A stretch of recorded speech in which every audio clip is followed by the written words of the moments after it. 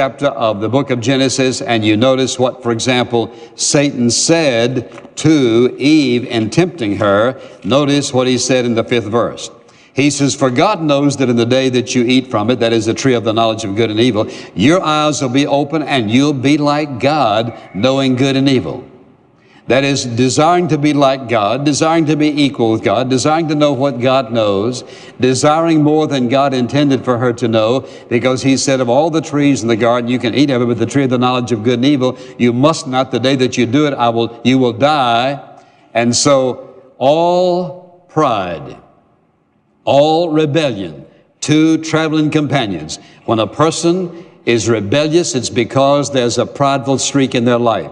Pride always leads to rebellion, because pride says, I know that's what God says, but I'm going to do it my way. I know that's what he thinks, but I think there's a better way. I know that's his timing, but not my timing is now. Pride always results in rebellion.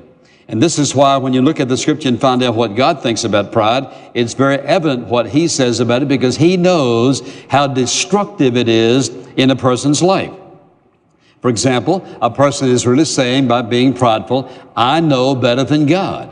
And you recall, if you move over just back from 1 Peter to 1 John for a moment, or over to 1 John, and look, if you will, in that 2nd chapter and the 16th verse, the scripture says, beginning in verse 15, do not love the world or the things in the world. If anyone loves the world, the love of the Father is not in him. When he talks about the world, he's talking